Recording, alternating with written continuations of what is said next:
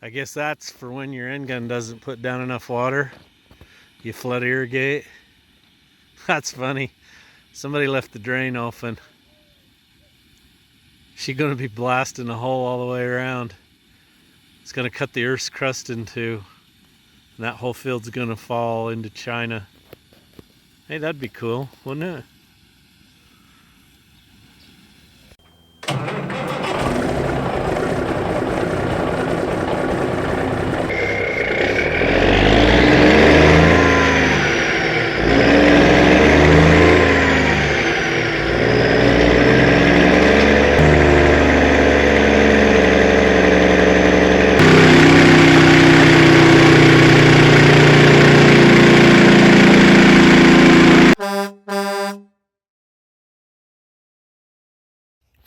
Alright, this morning's mission is to fix this crooked belt stuff. So what I'm thinking is to undo the fan mounting, the drive mounting bolts, and shim the fan clutch forward with some washers. See if I can make it line up. Not sure what I'm gonna do with the AC stuff. Maybe I'll just get some plugs and plug the lines, pull it outside, so the boys can work on the tranny for the truck. Anyway, that's about all I can fix today. Is that fan.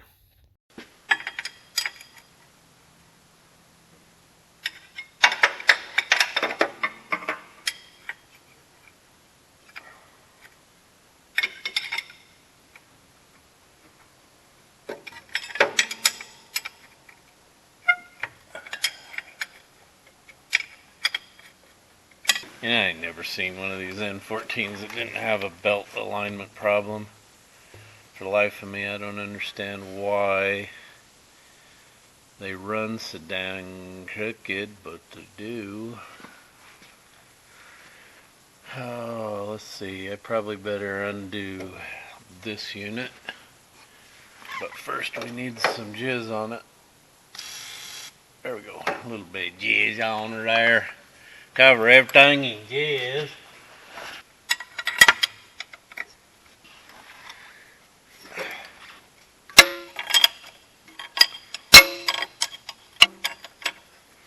That one could use a little jizz in her. Maybe I better raise this up, squirt some jizz in there. Yeah, or she dry in there. In there now. There we go.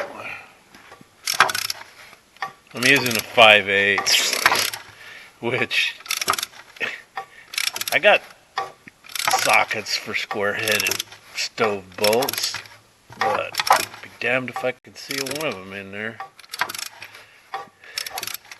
Things have a way of disappearing around here. I do not. Maybe it's in. I don't know. Maybe it's in one of my crown toolboxes. I don't know. Got too many tools. Too many tools. Fan tensioner with a square head stove bolt on it. Can you believe that? Like I'm working on a Model T. Oh wait, it's a Cummins. It's a Cummins.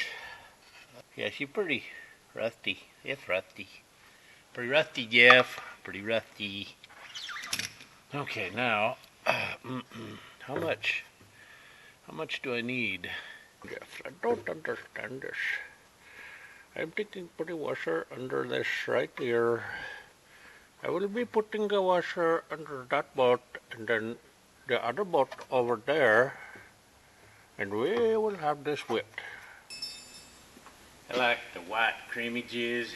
It's the best kind. Okay. Just gotta hit the hole. Alright, alright, alright. So when I was out working on the airport job, I was listening to Matthew McConaughey's new book. Oh, if you haven't you haven't read that or heard it, it's best to get an audiobook one. It's really quite interesting. Gives you a real perspective on Hollywood and what it does to you. It screwed him up, but he came out of it. But he's got all these Matthew McConaughey sayings. Bumper sticker. Green light. All right.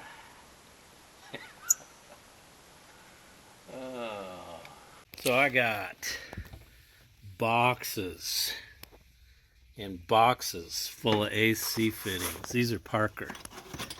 I just don't have a hose press. Now, I could do that end, but I can't do that one. But I did get the broken off piece out, and we're good to go. I can reuse this again if I have to. But first, I'm going to call Pedro in down there in Lufton, Texas, see whether or not they're going to ship my hose. I'm going to have to go down there and whip somebody's ass. Holy smokes, look at the mud mess in here.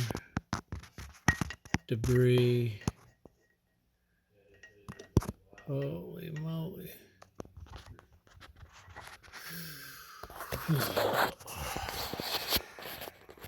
Okay, so I can't get that orifice tube out, and it's got a bad case of mud butt up in there, so I might have to take the whole evaporator coil out, either replace it or see if I can get the orifice tube out and clean it up.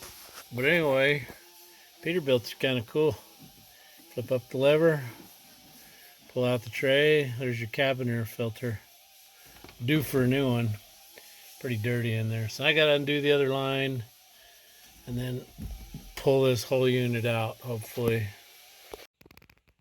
So that's what's up inside that orifice tube. Got a bad case of mud butt. So anyway, I got to pull this elbow off to get that upper fitting off, and then I think maybe I can pull the whole the evaporator core out.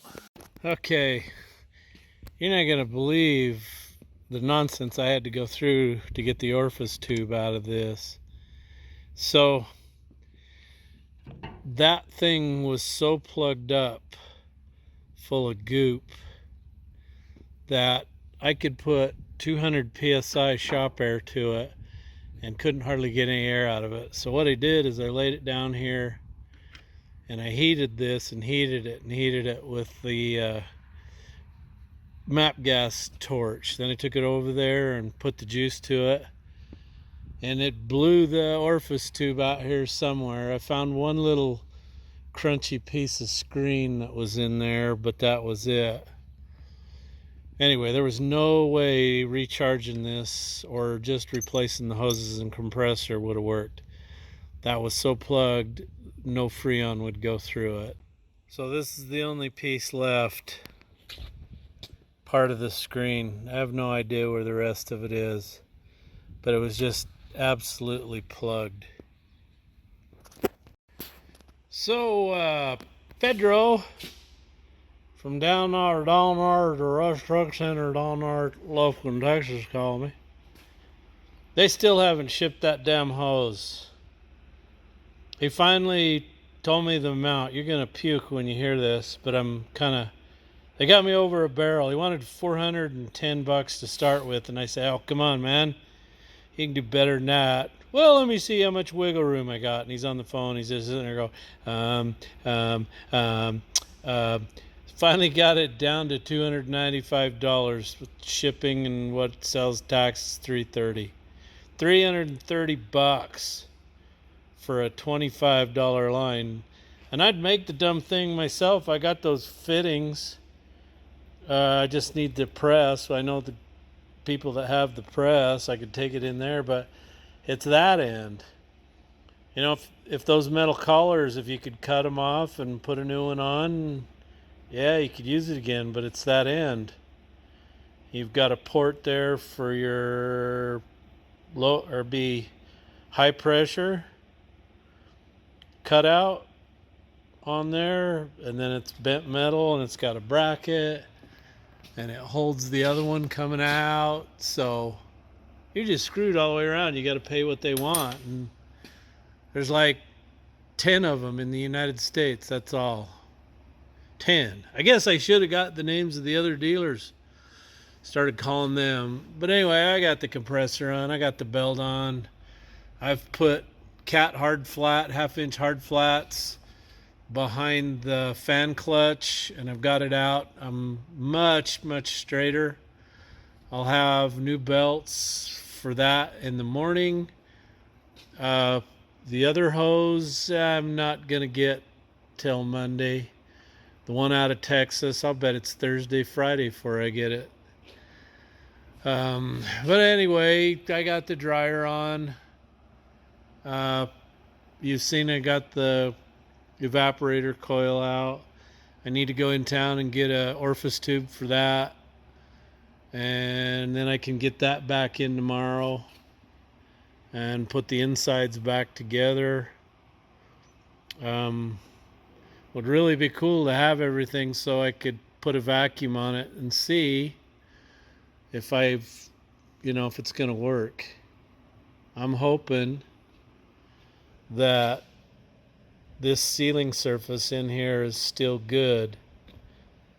See, I got clean oil in there. So I stuck a piece of Scotch-Brite in there, went around and cleaned it all up, and then blew back through here and around, blew it out.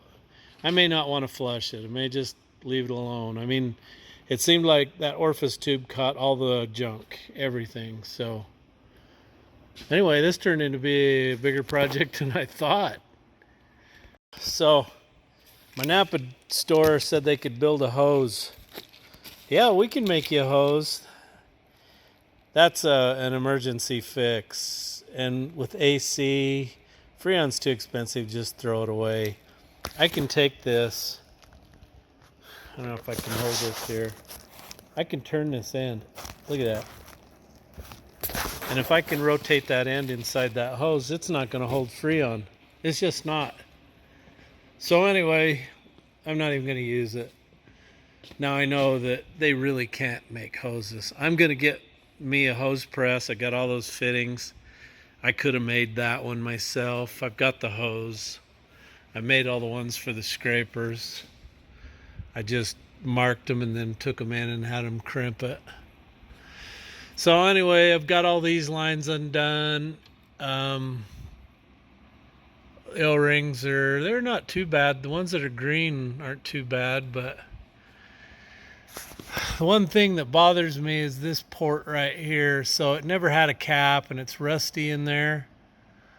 And I tried to blow everything out and clean it out. I'm going to have to take the valve core out and replace it.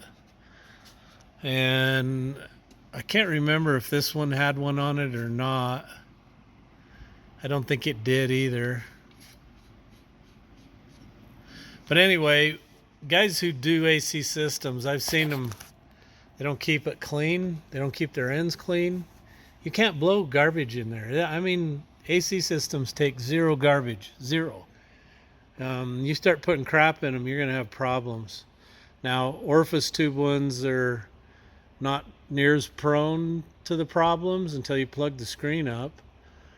But one with a, I can't think of the word I'm looking for here, expansion valve. They don't take any crap. You get crap in them, they're done. So anyway, cleanliness. Oh, and my heater valve leaks when I shut it off, so the packing must be gone in here. So I either need to get a new one or drain the antifreeze out and undo this, take it off, and see if I can replace the packing. Hey, got a whole bunch of stuff going in the Jpaydirt box. Got some stickers going to Bob Maynard. Enjoy, Bob. He's in Lawrence, Kansas. Let's see. Hopefully the mailman sees that. Hopefully My regular mailman sees that, not the female man. Sometimes the female man, she don't get it. Let's go have a look. That's Griffin. How you doing, Griffin? Somebody want to know how he got his name. My grandkids named him after Gryffindor. They love Harry Potter. Okay, told you I had a pile of stuff. Got a filthy whore silhouette going to James Edsel. Hat going to Michael Theodore, Newcastle, Pennsylvania. Let's see. A hat going to James Edsel. He's in Watauga, Oklahoma. Jason Krusk from Crown Point, Indiana. Oh, Dave Bates, I sent you a hat. Even though you didn't order one, I sent you one, Dave. Don't send it back. James William Kahn, Bronson, Texas. Thank you, James. And John Thomas in Ramona, California. So I'm a little late on getting some of these out. I do apologize. Haven't been around lately. Anyway, I'm back. So you order stuff, you're gonna get it. Okay, I'm fighting some belts, trying to put them on this morning. Mr. Griff, he's keeping a careful watch out for any dangerous items. And I went to town, got some more PAG oil. I'm gonna have to take that compressor off, drain it, see what comes out of it, and then refill it. It says 300 cc's on the compressor. So this is an orifice tube, and this was an orange, red one, whatever you want to call it. That was the color that came out of it, and they are color coded. Probably has to do with the size of the orifice in here. So the difference between an expansion valve setup and one of these is on these systems you have an accumulator, and that's where the Freon goes and accumulates under pressure, and then it goes through the evaporator coil, and this tube's going to go in this way. So your Freon's coming in here, and it's going through this metering tube, that brass tube. It's going to be a liquid as it comes in. It's lower pressure in here because this is the suction. Freon boils.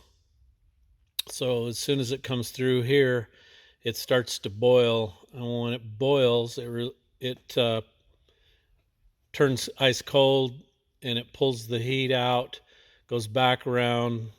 Compressor compresses it, heats it above ambient. Then it goes through your condenser coil, which cools it back down and sends it back. Now, the heat that it removes from here is called latent heat. But you got to understand, when you heat water, it boils. When it boils, it removes heat. You cannot make water boil at any higher temperature unless you put pressure on it. Then you can make steam, but still removes heat. Freon boils at minus, well, the old R12 used to be like 24, 26 below zero. I don't know what 134 is. But when you can make something boil at that low temperature, it gets ice cold, because what it's doing is removing heat. Now, like I said, latent heat is the heat that once it comes through here, it's going to come out here. It's going to be ice cold out the suction side all the way to back to the compressor. When the compressor compresses it, it gets hot, and it heats it above whatever ambient air is, and then it goes back and cools it. And so that heat that it removes is called latent heat. Now, even though as it comes back to here, that stuff's hot, it's still pretty warm. But it was enough once it went through there, once it compressed it and went through the condenser, it condensed it back to a liquid. It has to be a liquid when it comes to here. Anyway, AC is cool stuff, man. It's a cool invention. I just wish they'd have stayed with R12. Okay, so tip of the day if you got an N14. I honestly don't think these are the correct belts. I think somebody got that size to fit and they put it on. So what's on there is a 28-492. So it's a 25 30 by 49 7/8 inch, or 20 millimeter wide by 1276 millimeters in diameter. So you know you got the wrong belt when absolutely nobody has these belts, even the truck shop. And you have to undo your fan mounting bolts extremely loose and then use a pry bar to get them on. That tells me that they may not be the correct, probably could have used another half an inch. Half an inch would have made all the difference in the world.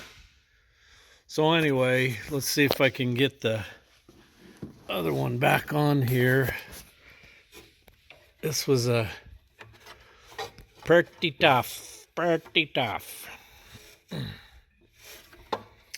Okay, I'm gonna do this one-handed. Oh, we better line the belts up, hadn't we? Ooh, yeah, look at that. Perfect. Oh yeah. This one's gonna go on easier because the other one's already pulling everything tight.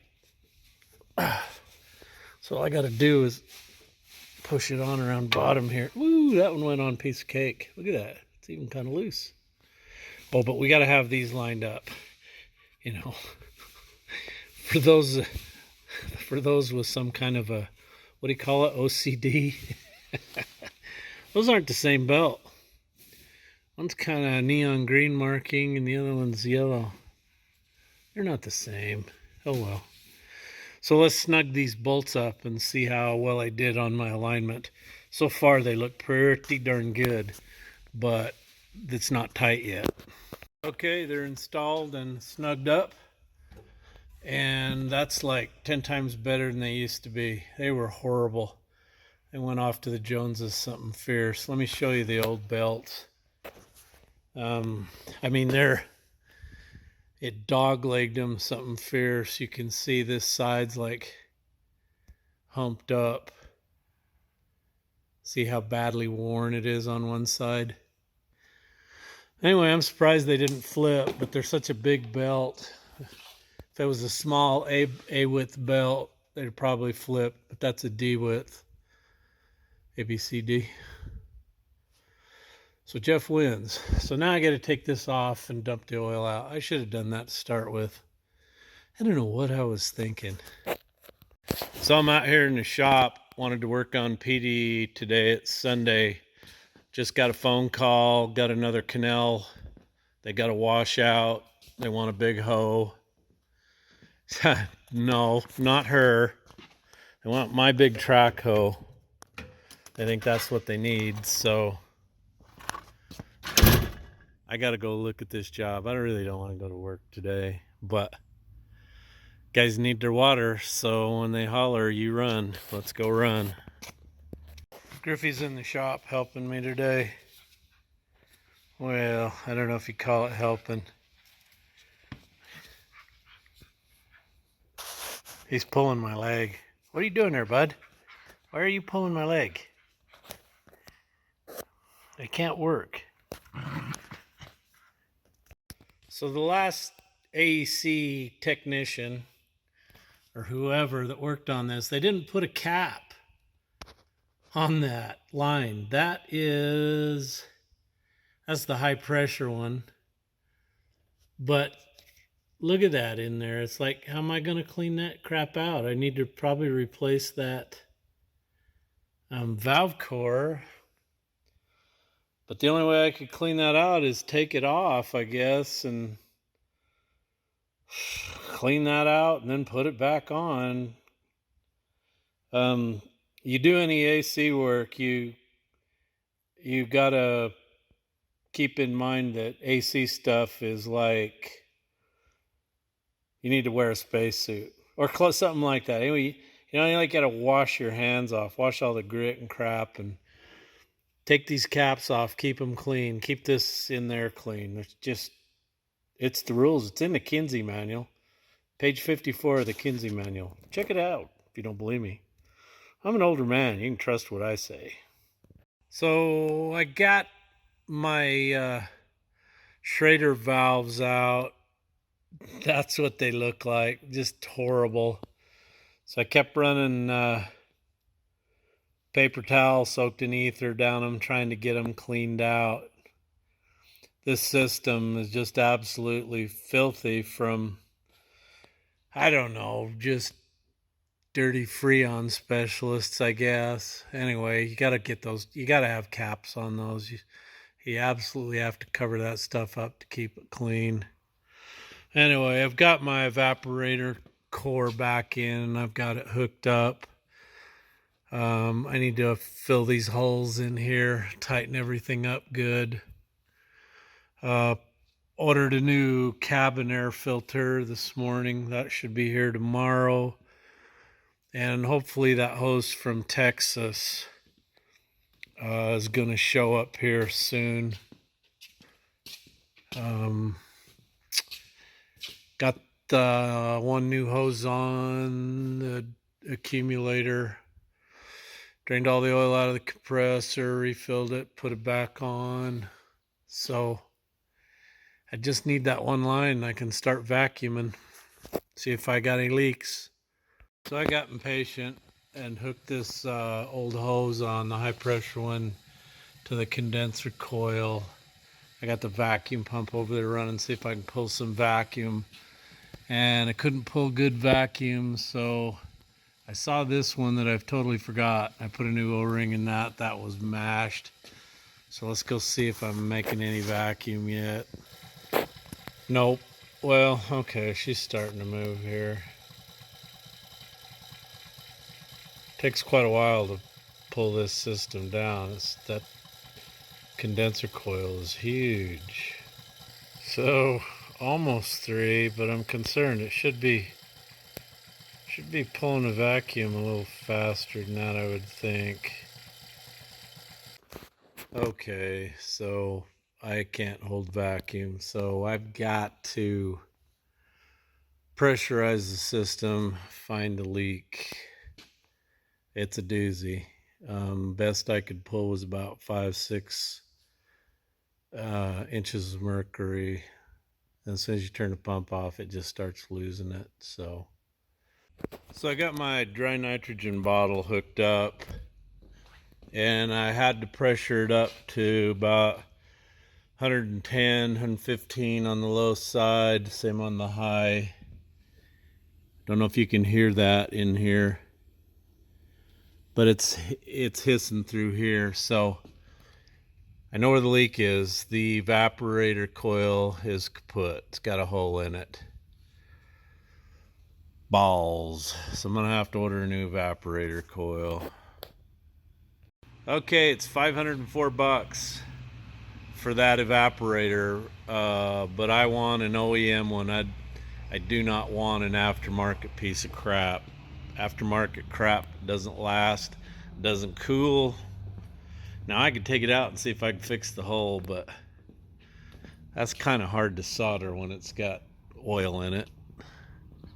I've tried that before. Sometimes they last, sometimes they don't. Where'd that old Mr. Griffey go? So Petey's just gonna have to get put back together. What else do I need to replace? Condenser? Might as well. I should replace the condenser, the last hose, the lines, everything. How about that? What am I gonna have into this? But boy, I'm gonna have $1,000 into this to get her back in shape. Woohoo! Look at them belts running straight.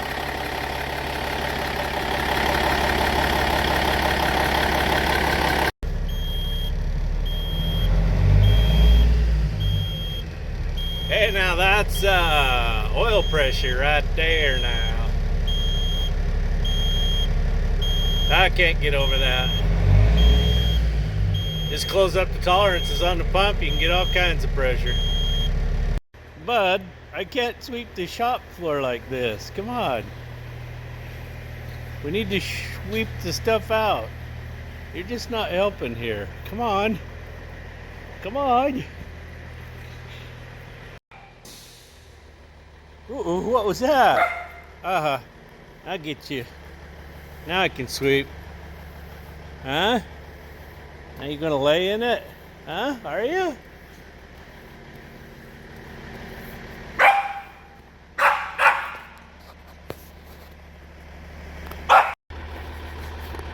So, Petey's sort of fixed. It's out of the shop.